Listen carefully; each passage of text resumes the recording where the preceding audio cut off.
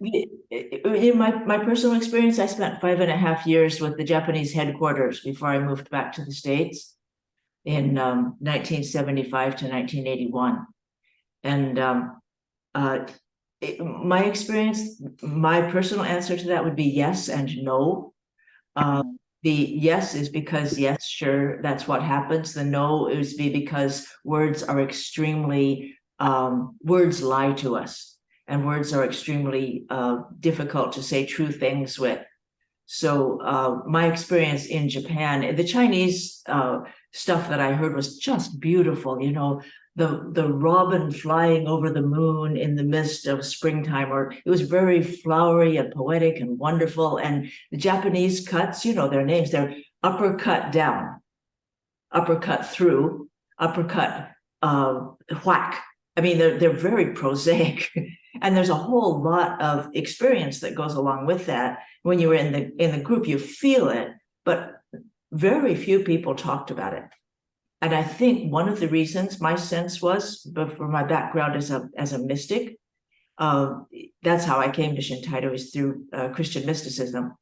And my sense is that there was an aversion to talking too much. I don't know if you're familiar with the Japanese idea of art, where you don't show too much.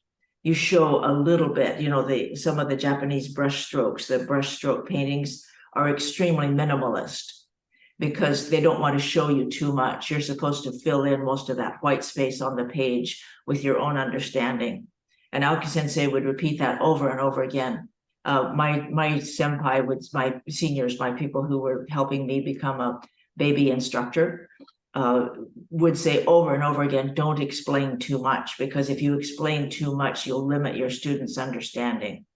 So I think there's a really strong, particularly, maybe, I think most Japanese martial arts don't talk too much about the spiritual stuff because it's the most important part. And so we don't want to talk about it, if that makes any sense. Thank you, Lee. The wordless transmission, I think, is very important. Yes, that. The wordless, the kata in itself teaches you. I remember people telling me that, and I said, well, how? My stomach's not connected to my arms. Come on, give me a break here. They just said, do more. Because, you know, it doesn't matter what you say. Right.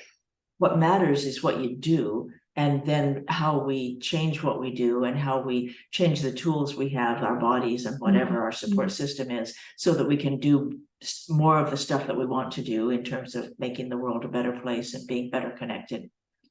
I told people yesterday, I think that Shintaito is a radical art form, and it provides tools for radical connection and radical stillness.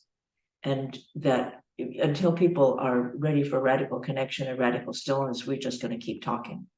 You know, sometimes we just have to keep talking and talking and talking and talking until we get tired of that. And then we can either move on to some other thing to talk about, or we get quiet because we, you know, bored ourselves or something. But it's really scary for anybody to have that kind of connection with other people and that kind of connection with the world and that kind of connection with themselves. You know, it's all really hard work. And then to have that connection to the radical stillness, which is another way to pronounce God, you know, that is real shit, still scary. That's the big stuff. And you know, most of us are, you know, shaking in our boots when we get to that point. So yeah. No, I sympathize. Yeah. And we forget, you know, we're so connected to the universe, and we forget because we get really busy and we run around and our monkey brain goes blah, blah, blah, blah, blah. And so we forget that we're connected, and then we get lonely, and then we get desperate, and then we get unhappy, and then we fight wars, and we get real busy. And but we can be reminded, and sometimes it's a, you know, and sometimes it's a there, and whatever it takes to remind us. We need a lot of reminding before we can remember to remind ourselves, I think.